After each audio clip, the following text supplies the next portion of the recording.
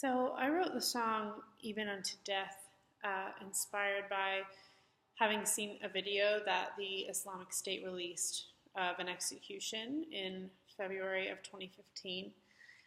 It was an execution of 21 Egyptian Coptic men that took place on a beach, and I found the video on YouTube. And, I watched a lot of it. I didn't watch the whole thing. I couldn't really stomach actually watching the beheadings, but I was very, very gripped by watching this and by realizing in such a visceral way that this was going on. And not just that day, but many, many days. There are many believers being persecuted for their faith right now and losing their lives. And I was so gripped by that, I wrote a song sort of to adopt the prayers of the martyrs, because I don't feel like we should just be praying for them. I feel like we should be praying with them. And so Even Unto Death was my attempt at writing a song that prays with the martyrs. And I think I hoped that people would hear it and sing it and come a little closer to the revelation of the cross, which is that if you lay your life down, if you will lose your life, you will find it. And I think the response has greatly been that people need something like that to pray with their communities. So I'm grateful to have been able to write a song that serves that purpose. The testimony of the 21 Coptic martyrs affects me greatly. I like anyone, get sort of swallowed up in the minutia and anxiety of being a human being. And those things are all, valid parts of the human experience. But encountering people for whom the immediacy and urgency of the gospel is brought into such clear and present light, I guess. Encountering people like that helps to develop my focus on the gospel as well. Meeting Hannah, was a similar experience of just to hear him kind of distill the story to this place where I saw such acceptance and forgiveness from him and from the families of these men. They were so focused and are so focused on preaching the gospel to the world, even through these men's deaths. And that really sharpens my focus. I think it's important for this generation, my generation, and those younger than me, to advocate for freedom of thought and conscience and religion, as it has always been, and that includes all religions. So I think it's important because we can't be hypocrites. Like we want to be dealt a certain hand as Christians, and we need to deal that hand to others. And if we fight for the dignity and the freedom of all people, hopefully we will find ourselves among that number as well.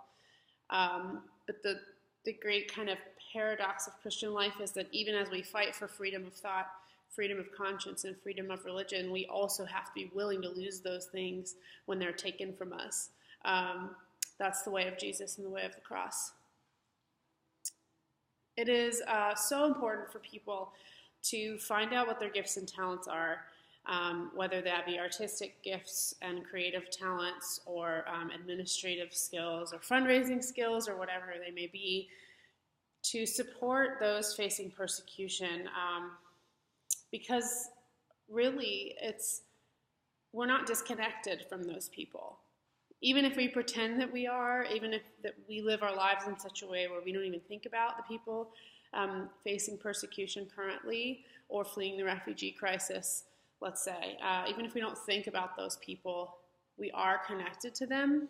And anything that we can do to fight for the dignity of people on the run from the civil war in Syria, or anything that we can do to fight for the dignity of people who are losing their lives to ISIS, whether they're Muslim or Christian, and we know that actually a lot of their victims are Muslims. Whatever we can do for those people will only serve to restore our own humanity and also to enhance our sense of connectedness to people and to the world. And I just I think it's so important and so beautiful when people take their time and talent and sow it in the soil for that purpose.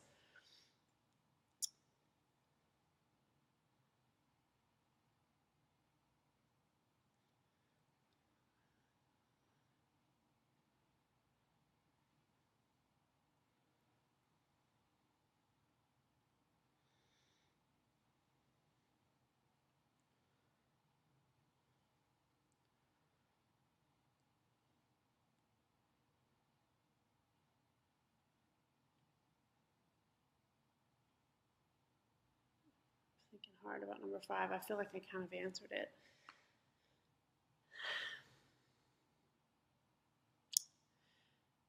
Okay, I'm going to answer question number 5 now. You're going to have to chop out that whole space.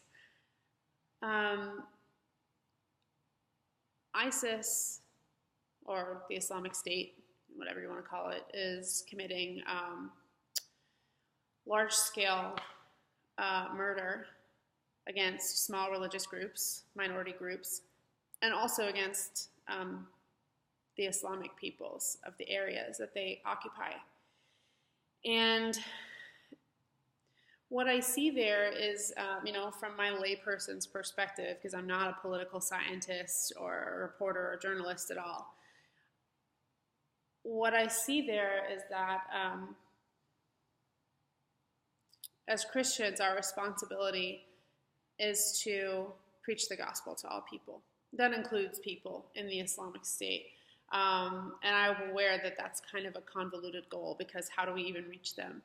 One of the things I think that we can be doing is to protect the rights of religious minorities, but also of the Muslims who are being affected by the occupation of the Islamic State, to preach the gospel to prevent radicalization happening in the first place.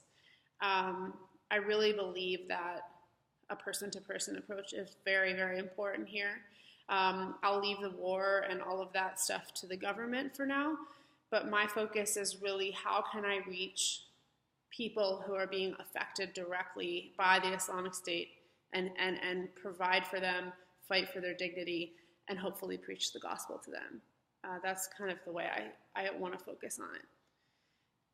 One person can make a difference, absolutely. And there are multiple ways to do that. There are organizations on the ground in the Middle East doing work with human beings, helping them to escape captivity, meeting their needs in refugee camps the best they can. So there's amazing, amazing organizations like Preemptive Love, which is in Fallujah right now on the ground, helping besieged citizens there. There's, Catholic Charities, and there are multiple ways that a person can financially assist the organizations that are already doing incredible work.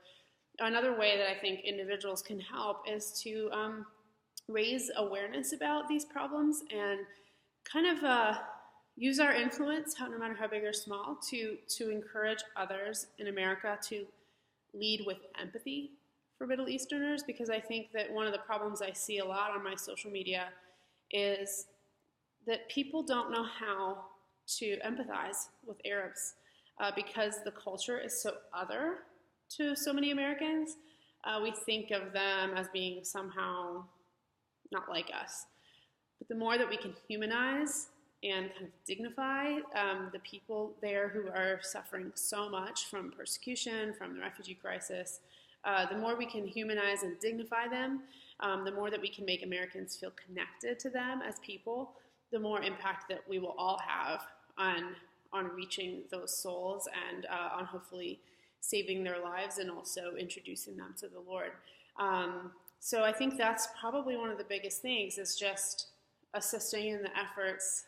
I hate that we have to do this at all, but we do. Assisting in the efforts to grow empathy here in the States. So I think we can all make a change, by using our influence, no matter how big or small it is.